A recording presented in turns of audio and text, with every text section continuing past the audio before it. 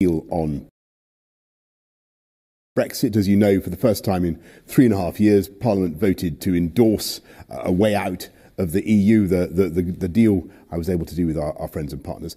But unfortunately, they also voted to delay the final approval of that deal that they've endorsed. And what that means, I'm afraid, is if this Parliament is anything to go by, that delay could go on for a very long time. Because I'm afraid it looks as though our EU friends are going to respond to Parliament's request by having an extension, which I really don't want at all. So the way to get this done, the way to get Brexit done, is, I think, to be reasonable with Parliament and say, if they genuinely want more time to study this excellent deal, they can have it, but they have to agree to a general election on December the 12th. And that's the way forward, because this Parliament's been going on for a long time without a majority. It's refusing to deliver Brexit. It's impossible to deliver legislation. It's time, frankly, that the opposition summoned up the nerve to submit themselves to the judgment of our collective boss. A man fails. A man fails. Absolute outright. The politics in the UK have been utterly fascinating. Boris Johnson standing here is utterly and entirely humiliated. Not for lack of trying, however. With all of the powers that he could muster, with a certain tenacity of Batman, Boris Johnson has gone out to try to get his Brexit deal against everybody else saying there's no way you're going to deal. He gets his deal. He gets it from the EU. He brings it back, and Parliament actually agrees to his deal. The catch is, they didn't agree to his timetable because he was trying to get it done in like 3 days. Not to mention, forcing him to go hat in hand, bended knee, begging the EU for an extension, something he said under no circumstances he would do. Now, his protest to doing that was essentially to send additional letters on top of the photocopied letter that was sent begging for an extension, with the subsequent letters essentially saying ignore the first letter, and him lobbying the various members to don't agree with the extension. Because if they don't agree to the extension, it put more pressure on Parliament to accept his deal. Because the last thing Parliament wants is a no-deal Brexit. Think about it for yourself. If you knew that there's a wall there and that there is nowhere else you can go, and you're stuck between Boris Johnson's deal, which is imperfect, and a no deal, which you think is catastrophic, there may be a pressure on you to support Boris Johnson's deal, even though under normal circumstances, if there was an extension, you wouldn't do so. That's what Bojo wanted. He wanted it to be his deal or no deal, forcing Parliament to act. Parliament acted all right. They made him go beg for an extension, and on top of going beg for an extension, tied him in knots. Boris Johnson has a crippled Parliament. Part of that was his own fault. Part of that was the politics of a Parliament that was essentially split in regards to what it wanted and couldn't affect any particular legislation one way or the other in regards to Brexit.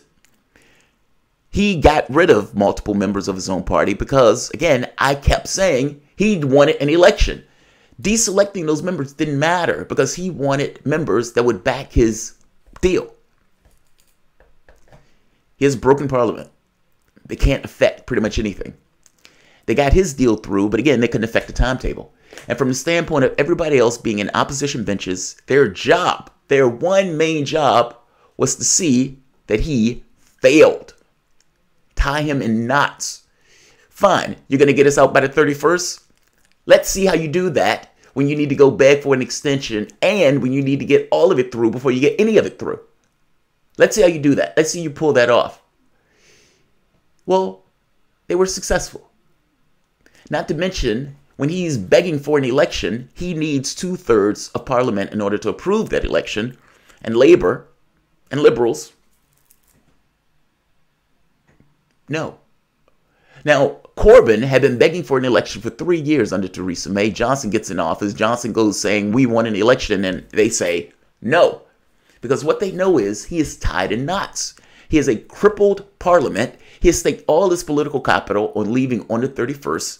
And with that crippled Parliament, meaning he can't get anything done, and with this notion of leaving on the 31st, you gave a target, specific target, to attack him on and to stop him on time and nights. Don't allow him to do what he wants to do in regards to Brexit, and prevent him from even having an election to get the potential to do what he wants to do on Brexit, and keep him as a prime minister that was only put in by Tories, meaning he doesn't command a majority in the sense that he was voted by the fires of an election. Not because he doesn't want it, but because they don't allow it. You think the politics in the U.S. is cutthroat. This is cutthroat politics, where moves and counter moves are being done day to day to day to day. It's utterly fascinating. This is a man that has failed. Now, the catch here is, when I was looking through various outlets, I saw that it seemed that the EU was approving an extension, and then I saw that wasn't true. That wasn't true. Emmanuel Macron, who people suspect is working with Bojo on this, has essentially said, look, this can't keep going on. Meaning, you can't keep going on perpetually with this kind of internal politics, domestic politics, where you keep pushing and kicking Brexit down the road. The Prime Minister got a deal for the second time. Parliament agreed to that deal for the first time, meaning that's a win for Bojo in that sense. Parliament, however, is tying the Prime Minister up in knots, meaning this deal is not going to go through in the sense that it's going to be an extension. Emmanuel Macron, who is literally deluged with people pissed off at his particular government and the tilt of that government towards, let's say, neoliberal policies and attacking the poor with fuel tax and whatnot, and other policies. Macron comes out and essentially toes Bojo's line. You need to decide what you're going to do. You can't keep kicking this can down the road. And this looks like you're just doing domestic politics. You either take Bojo's deal or have an election. Now, they are supposed to leave on the 31st. And whatever you want to think of Theresa May, she was infinitely right when she said, in order to avoid a no deal, you have to vote for a deal. A no deal is not a policy. It's not something that you go for. It's kind of, it's something that you step over. Either you have a deal on October the 31st, or you have an extension. If you don't have a deal, you will tumble out of the European Union. Nothing needs to take place for that to happen. You will tumble out of the European Union if you don't have a deal. Macron's point is, look, the Prime Minister is asking for an election. He's been begging for an election. He wants to remedy this notion of a broken parliament.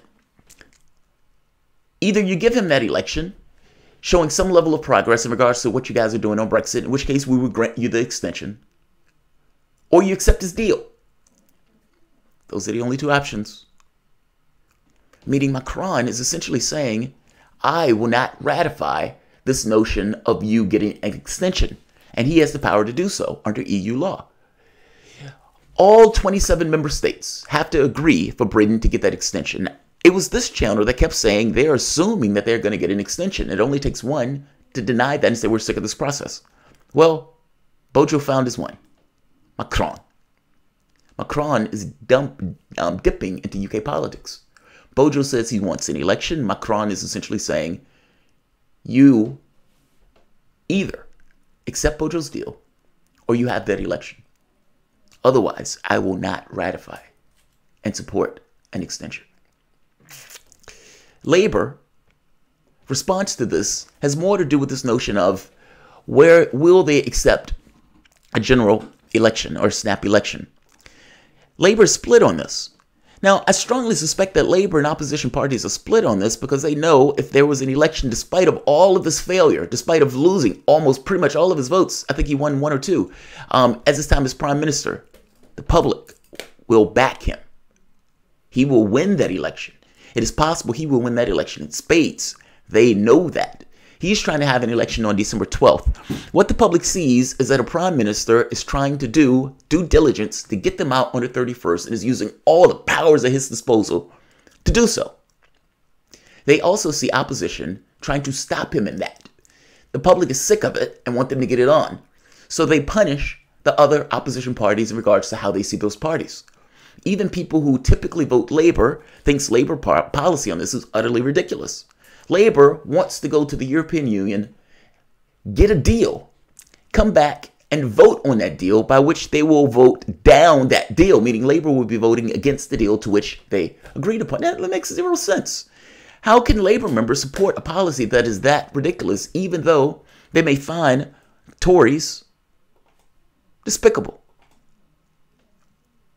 Labour shot itself in the foot.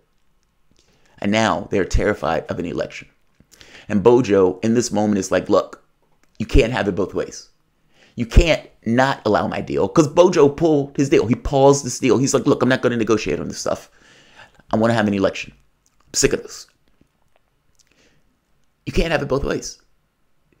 You can't not work with the prime minister when he's trying to get a deal through and play overt politics in regards to stopping him from doing so. And when he calls for an election for the third time in order to essentially make a choice on what the public wants, you can't continuously stop him from doing so. Meaning you can't scream for an election for 3 years, and when the prime minister gets in office and says, let's have an election, because you think you're going to lose that election. And you may even have some people who think they may step over Brexit accidentally. But if Bojo takes that part off the table, you already have your extension. What's your excuse? What's your excuse? Right here.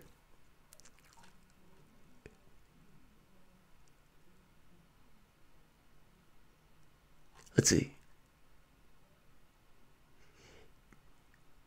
There's a division in regards to the way Labour is taking this. There's some people who don't want him to do this, meaning they don't want Corbyn to have a special election. They want the prime minister to stew in his juices. Weak, lame, not being able to affect anything. They got their extension, potentially. And that's the catch. If they don't get their extension, then this strategy that they have in letting the prime minister stew in his juices evaporates. Meaning Macron coming out with this directly affects domestic politics in the UK.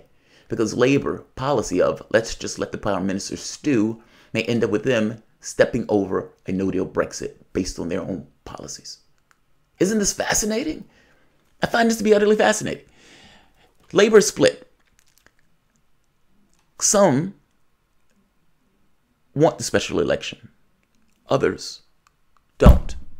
And fact of the matter is, I will put to you that many of them don't, because I suspect they're terrified that they will lose. And Boris Johnson will be able to get his Brexit. And it will legitimize Johnson as a prime minister, not just elected by Tories, but also elected by the whole of the UK. That's the last thing they want. If that happens, all of this other politics and playing away goes away. Boris wins. Under those terms, Boris wins. And you will get that helter-skelter Boris Johnson Brexit when he gets to have his leeway in setting the policy after the withdrawal agreement. Because the withdrawal agreement is just one part. It's not even the beginning. It's more so the beginning of the beginning. Everything else still will have to be decided within the contours of that withdrawal agreement. And if you have a Tory prime minister, you can imagine where that goes in the deals that he makes with other people, not to mention labor rights. The NHS potentially get sold off. This will be dramatically bad, which is part of the reason why Labour has decided to make him stay in a penalty box. I don't know how long they can keep that particular strategy up. Lib Dems wants to add amendments, trying to get a second referendum and all this other stuff. It again is unclear whether Parliament has the numbers for that particular thing. I suspect not. But at the very least, the question becomes, will there be a general election on December 12th?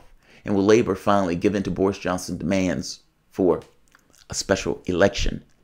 And if Macron is serious about this, if he's serious about this, then they may just get that general election, because Labour is not going to want to step over in a no-deal Brexit and get blamed for it. Whatever you want to say of Bojo, due diligence served in regards to him doing what he said he was going to try to do. And you could even make an argument, due diligence to his opposition, because all of these guys were fighting under terms of law. But at this point, we're stuck under this notion of delaying and trying to essentially keep Boris Johnson in the penalty box may have just dissipated. It is very possible that they end up having that election on the 12th because of this threat. Fascinating politics, fascinating politics. Yes, Bojo has lost in what he said he was going to do. In real terms. We're going to leave on October the 31st. Everybody at this point considers that to be dramatically unlikely. By the same token, he could win the election. And if he wins that election, he will get his Brexit. And he will be able to determine the spoils after. Opposition parties are terrified of that. I'll end it here. I think I covered everything that needed to be covered. Like, share, subscribe. Thanks all.